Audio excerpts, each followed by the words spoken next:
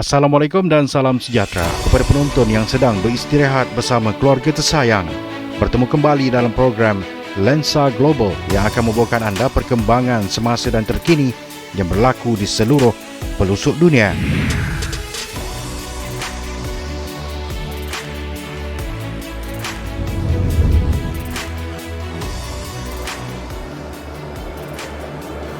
Sekurang-kurangnya 5 orang ditembak pada Isnin malam di Universiti Michigan State dengan ada dalam kalangan mereka mengalami kecederaan yang mengancam nyawa.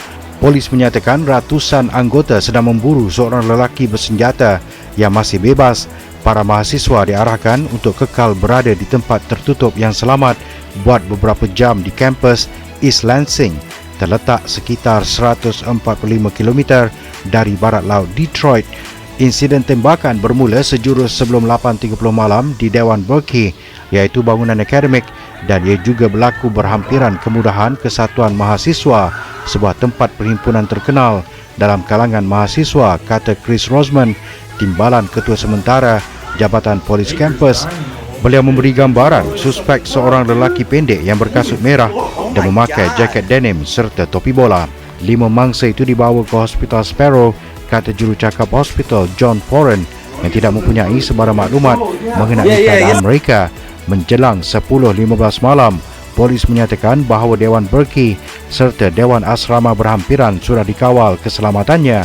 Pihak berkuasa mengumumkan pada lewat malam Isnin bahawa semua aktiviti kampus dibatalkan selama 48 jam termasuk kegiatan olahraga dan kuliah. Orang ramai juga dinasihatkan dalam satu catatan Twitter agar tidak memasuki perkarangan kampus pada Selasa.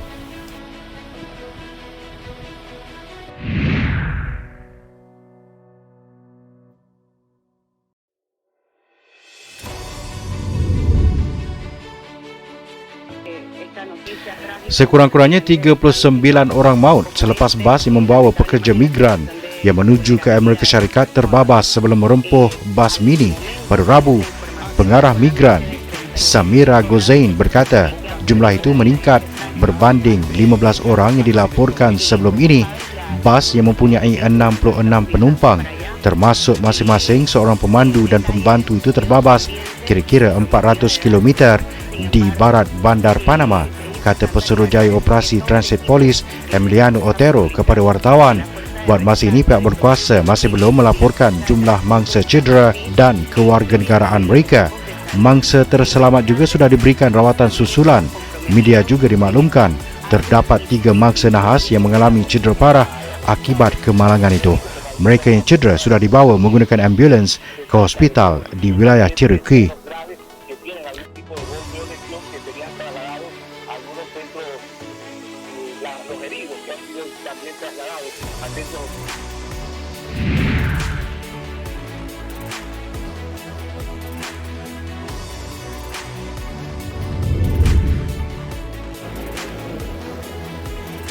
Bekas Ketua Hal Ehwal Pasukan Polis Indonesia dijatuhi hukuman mati selepas didapati bersalah merancang pembunuhan pengawal pribadinya pada 8 Julai tahun lalu.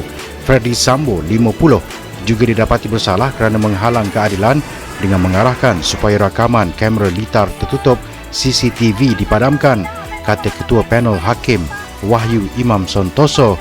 Beliau berkata bekas jeneral itu didapati bersalah dan mahkamah mendapati tindakannya telah mencemarkan imej pasukan polis.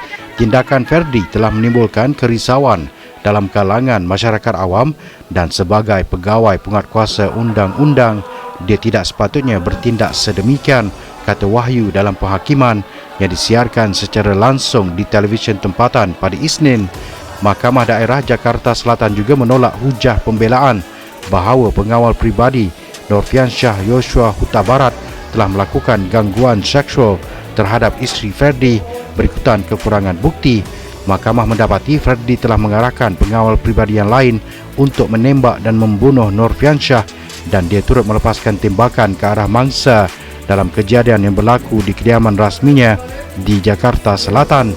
Dia dipecat pada 25 Ogos 2022 manakala isterinya Putri Cendrawati dan 3 lagi pembantu turut didakwa atas tuduhan terbabit dalam pembunuhan yang dirancang.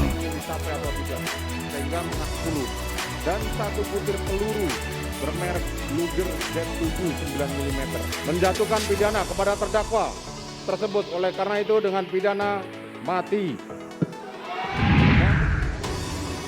Tentera Filipina menegaskan Beijing perlu mencegah tenteranya daripada melakukan sebarang tindakan provokatif selepas Manila menuduh pengawal pantai China melancarkan lampu laser ke arah kapal pasukannya di Laut Cina Selatan. Pengawal pantai Filipina atau PCG mendakwa kejadian berlaku pada minggu lalu ketika kapalnya sedang membantu misi tentera laut untuk menghantar makanan dan bekalan kepada pasukan di perairan yang menjadi pertikaian itu. Sebuah kapal pengawal pantai China dituduh memancarkan laser grade tentera ke arah kapal PCG sehingga menjejaskan seketika penglihatan krunya. Saya fikir sudah tiba masa untuk kerajaan China mengekang tenteranya daripada melakukan sebarang tindakan provokatif yang akan membahayakan nyawa manusia, menurut jurucakap tentera Filipina, Medel Aguilar kepada media. Aguilar turut memetik Ketua Pertahanan Filipina berkata tindakan China itu disifatkan sebagai ofensif dan tidak selamat. Sementara itu mengulas tuduhan Filipina pula, Kementerian Luar Beijing sebaliknya mendakwa pasukan pengawal pantai China bertindak mengikut undang-undang.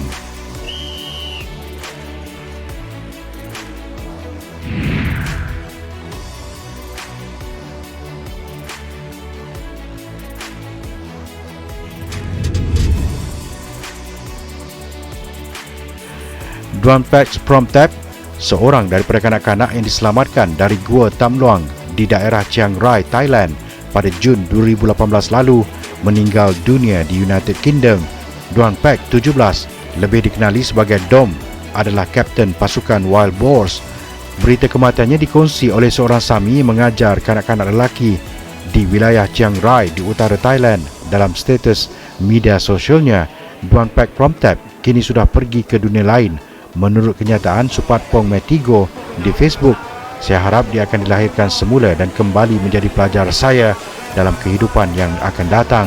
Katanya, media tidak dapat mengesahkan punca kematian Duan Peck, namun menurut nenek mangsa dia mengalami kemalangan.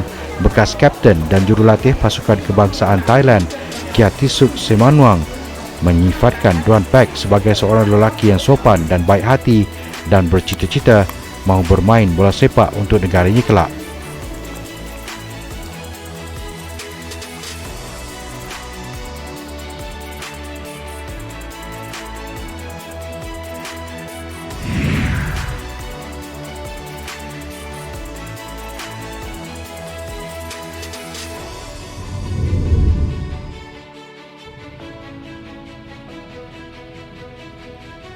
Kerajaan New Zealand mengisytiharkan darurat kali ketiga dalam sejarah selepas taufan Gabrielle yang melanda negaranya sehingga mengakibatkan banjir besar, tanah runtuh dan ombak laut yang besar di seluruh pulau utara. Pada Isnin lalu, Menteri Pengurusan Kecemasan Kieran McAnulty dalam satu kenyataannya berkata pengisytiharan darurat itu diperlukan bagi membantu mereka yang terjejas akibat kerosakan disebabkan oleh taufan berkenaan. Cuaca sebegini tidak pernah berlaku sebelum ini yang memberi kesan kepada sebahagian besar pulau utara. Menurut McAnulty, sebelum ini darurat diisytiharkan sebanyak 2 kali berikutan gempa bumi bermagnitud 6.3 di Christchurch serta pandemik COVID-19. Taufan Gabrielle yang melanda beberapa pulau kecil di timur Laut Auckland kini mula bergerak ke bahagian barat daya. Taufan itu menyebabkan beberapa penempatan pantai di pulau utara dipindahkan disebabkan hujan lebat, banjir dan angin ribut. Ramai mangsa yang terjejas tidak mempunyai bekalan elektrik, jalan raya ditutup dan beberapa bandar terputus hubungan sepenuhnya. Gambar yang dipaparkan oleh media tempatan turut menunjukkan mangsa duduk di atas bangunan yang dikelilingi banjir, rumah yang berdekatan bukit musnah akibat tanah runtuh dan jalan raya dipenuhi air. Jabatan Bomba dan Kecemasan New Zealand mengesahkan terdapat seorang anggota bomba sukarela yang tergelincir ketika menuruni bukit di bandar tepi pantai berhampiran Auckland kini berada di rumah, manakala seorang lagi anggotanya berjaya diselamatkan dan kini berada dalam keadaan kritikal di hospital.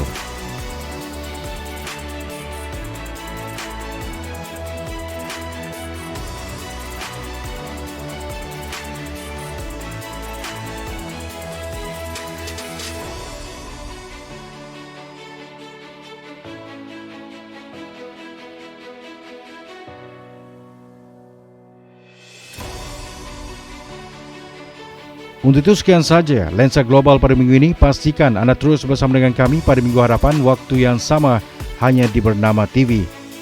Untuk sebarang komen dan cadangan, anda emailkan ke alamat yang tertera di skrin TV anda.